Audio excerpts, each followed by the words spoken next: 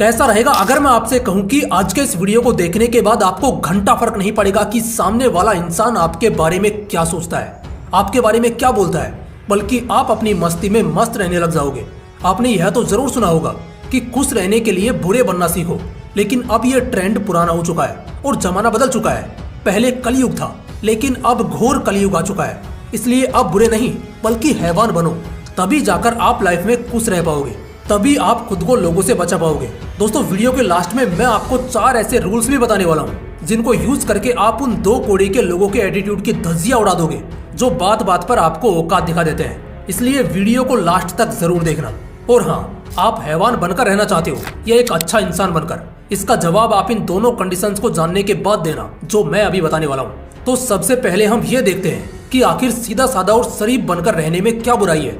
देखो, इस दुनिया के लोगों की एक खासियत है, जो लोग सीधे साधे और शरीफ होते हैं ना, लोग उनको ही सबसे पहले बलि का बकरा बनाते हैं। जिस तरह से जो पेड़ जंगल में सबसे सीधा होता है ना, लोग उसको ही सबसे पहले काटते हैं, क्योंकि उसको काटने में स्ट्रगल कम करना पड़ता है, उसको काटने में एफर्ट कम लगाने पड़ते हैं। और सेम यही कंडीशन शरीफ लोगों के साथ है, क्योंकि इनसे किसी काम को करवाने के लिए ज्यादा एफर्ट्स नहीं लगाना पड़ता है। इनसे पंगा लेने में किसी को ज्यादा सोचना नहीं पड़ता है, क्योंकि लोगों को ऐसा लगता है कि यार इसको तो खुद प्रोटेक्शन की जरूरत है, भला ये हमारा क्या बिगाड़ लेगा।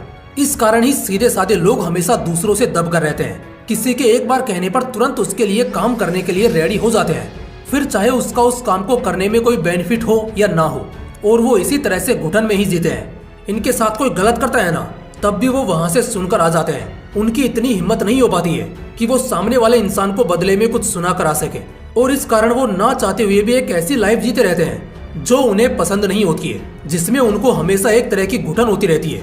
लेकिन आज के इस वीडियो को देखने के बाद आप इस घुटन से आजाद हो जाओगे, क्योंकि मैं नहीं चाहता कि मेरा कोई भी सब्सक्राइबर्स एक सीधा साधा बंदा बनकर रहे और लोग उसको अपने फायदे के लिए यूज करते रहें। अब हमने ये तो देख लिया है कि सीधे साधे लोगों के साथ क्या होता है, सीधा इंसान बनकर रहने में क्या नुकसान है। अब हम ये देखते हैं कि आखिर बुरा बनकर रहने में क्या फायदा है, बुरा बनकर हम क्या अचीव कर सकते हैं। देखो, पहले मैं आपको यह क्लियर कर देता हूँ कि बुरा या हैवान बनने का यह मतलब बिल्कुल भी नहीं है कि आप किसी के साथ बदतमीजी करो या मारपीट करो। बुरा या हैवान बनने का मतलब है कि लोगों के हाथ की कठपुतली बनने के बजाय अपना मालिक खुद बनो, अपनी मर्जी से लाइफ जियो। जब आप लोगों के लिए हैवान बनकर रहते हो तो आप किसी की गुलामी नहीं करते हो, आपका अपना एक अलग ही रुतबा होता है, जैसे KGF में रॉकी भाई का होता है और एनिमल में रणवीर का। लोग आपसे किसी काम के बारे में बोलने से पहले 10 बार सोचेंगे कि यार ये टेढ़ा बंदा है, कुछ उल्टा सीधा ना कह दे। यानी एक तरह से आपको कोई अपने फायदे के लिए यूज नहीं कर पाएगा, और किसी सामने वाले इंसान की इतनी मजाल नहीं होगी कि वो बिना वजह आपको परेशान कर सके। और सबसे इम्पोर्टेंट, आप खुद को पहचानना सीख जाते हो कि आप एक्चुअल में क्या हो, क्योंकि पहले आप लोगों के लिए काम करने में बिजी रहते थे, लेकिन अब आप खुद पर काम करने में बिजी हो। आप खुद को वक्त दे पाओगे, इस कारण आप अपने आप को अच्छे से जान भी पाओगे कि आपके अंदर क्या काबिलियत है, और आप उसको छोड़कर लोगों के तलवे चाटने में क्यों लगे हो। अगर आपने पुष्पा मूवी देखी हो तो पुष्पा में अल्लू अर्जुन का यही कैरेक्टर लोगों को सबसे ज्यादा पसंद आता है कि उसे किसी की गुलामी करना नहीं आता, वो किसी के सामने झुकता नहीं है, जो भी करता है अपनी मर्जी से करता है और अपने लिए करता है। जहाँ पर एक सीधा साधा इंसान किसी के लिए भी काम करने को रेडी हो जाता है, वहीं पर जो इंसान लोगों के लिए हैवान बनना सीख जाता है तो वह किसी दूसरे के दबाव में आकर किसी काम को नहीं करेगा। लेकिन जो इंसान सीधा साधा होता है वह काम करने की बात तो छोड़ो, वो उस इंसान के आगे भीगी बिल्ली बना फिरता है। उसमें इतनी हिम्मत नहीं होती है कि वह सामने वाले बंदे से उस काम के लिए मना कर दे। हाँ, तो अब आप ही बताओ, आप किस टाइप का इंसान बनना पसंद करोगे, एक सीधा साधा सिंपल बंदा या एक हैवान टाइप का ऐसा बंदा जो किसी के बाप से नहीं डरता है और कुछ काम करता है तो सिर्फ अपनी मर्जी से। और अगर आप भी सेकंड वाले बंदे बनना चाहते हो तो अब मैं आपको 4 ऐसे रूल्स बताने वाला हूँ जो आपको एक नेक्स्ट लेवल का बुरा यानी हैवान इंसान बना देगा। तो चलिए एक एक को डीप में समझते हैं। Rule number 1, learn to remain silent. खामोश रहना सीखो। साइकोलॉजी के अनुसार जो इंसान शांत रहता है, लोगों के सामने ज्यादा बोलता नहीं है, लोग उससे डरते हैं, क्योंकि लोग उस इंसान के बारे में ज्यादा जान ही नहीं पाते हैं कि उसे क्या करना पसंद है और क्या नहीं। लोग उस बंदे से ज्यादा घुल मिल नहीं पाते हैं। एक बात और, जो बंदा खामोश रहता है, ज्यादा बोलता नहीं है, वो अन्य लोगों की तुलना में ज्यादा सीरियस नजर आता है। लोग उसके सामने एटीट्यूड दिखाने की बात तो छोड़ो, जोक मारने से भी डरते हैं। चलो एक एग्जांपल से समझाता हूँ। सपोज करो कि आपके फ्रेंड सर्कल में 10 लोग हैं और उन 10 में से एक बंदा ऐसा भी है जो ज्यादा बोलता नहीं है, किसी से ज्यादा बात नहीं करता है, और बाकी सब लोग आपस में बात कर रहे हैं, आपस में एक दूसरे पर जोक मार रहे हैं। अब आप ही बताओ, क्या किसी की इतनी हिम्मत होगी कि वो बंदा जो खामोश बैठा है, ज्यादा बातें नहीं कर रहा है, उस पर कोई उल्टा सीधा जोक मार सके? बिल्कुल नहीं। उसने लोगों में पहले से ही अपनी एक अलग इमेज बना रखी है कि वो किसी से फालतू नहीं बोलता है, लेकिन जब भी बोलता है पूरे कॉन्फिडेंस के साथ बोलता है और लोग उसकी बातें सुनते भी हैं। इसलिए अगर लोगों में अपना दबदबा बनाना है, अपना खौफ बनाना है, तो खामोश रहना सीखो। जब जरूरत पड़े सिर्फ तभी बोलो। Rule number 2, work on your personality. अपनी पर्सनैलिटी पर काम करो। आपने यह तो जरूर सुना होगा कि जो दिखता है वही बिकता है। सेम हमारे साथ होता है, यानी जो इंसान जैसा दिखता है ना, वैसा ही लोग उसको समझते हैं, फिर चाहे आप अंदर से कैसे भी दिखते हो। अगर एक सामान्य इंसान को वकील का कोट पहना दिया जाए तो लोग उसको वकील ही समझेंगे, क्योंकि वो उसके जैसा ही दिखता है। या फिर अगर किसी वकील को डॉक्टर के कपड़े पहना दिए जाए तो लोग उस वकील को डॉक्टर ही समझेंगे, जबकि अंदर से वो डॉक्टर नहीं है। इसका मतलब साफ है कि जैसा आप दिखते हो लोग आपको वैसा ही समझते हैं और उसी तरह से आपके साथ बर्ताव करते हैं। तो आज और अभी से अपने पर्सनैलिटी पर काम करो। अगर तुम एक मैन हो ना, तो मैन की तरह दिखो। अपने अंदर मैन वाली मेंटालिटी लाओ, अपनी पर्सनैलिटी को सुधारो। और इसके लिए आप अच्छे और फिट कपड़े पहनो। अच्छे कपड़ों से मेरा मतलब है कि कपड़े भले ही पुराने हो, लेकिन अपनी फिटिंग और मैचिंग के अनुसार पहनो। अपने फेस के अनुसार अपने हेयर कट कराओ। जब आप अच्छा पहनते हो, अच्छा दिखते हो, तो आपके अंदर एक कॉन्फिडेंस आता है। क्या आपको याद है जब हम नए शूज लाते हैं और उनको पहनते हैं तो हमें ऐसा लगता है कि यार आज तो बॉडी में एक अलग ही एनर्जी है, जबकि आप अभी भी वही पहले वाले इंसान हो और जगह भी वही है, बस फर्क है तो सिर्फ पहनावे का। जब आप चीजों को अपनी फिटिंग और मैचिंग के अनुसार पहनते हो तो आपके अंदर कॉन्फिडेंस आता है। और जब किसी इंसान के अंदर कॉन्फिडेंस होता है तो वो किसी के बाप से नहीं डरता है, फिर सामने चाहे कोई भी क्यों ना खड़ा हो।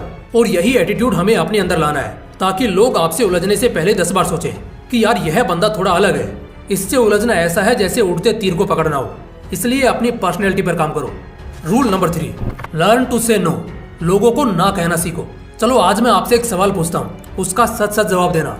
आप में से कितने लोगों के साथ ऐसा हुआ है कि आपसे किसी ने कोई काम करने के लिए कहा हो और उसने 1-2 बार रिक्वेस्ट की और आपने उसे हाँ बोल दिया, लेकिन बाद में आपको पछतावा हुआ कि यार मैंने उसे इस काम के लिए हाँ क्यों बोल दिया?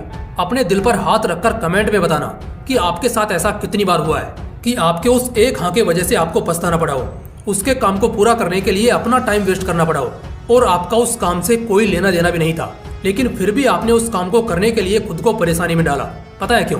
क्योंकि आप में उस टाइम पर ना कहने की हिम्मत नहीं थी। आप बहुत सीधे हो ना, इसलिए।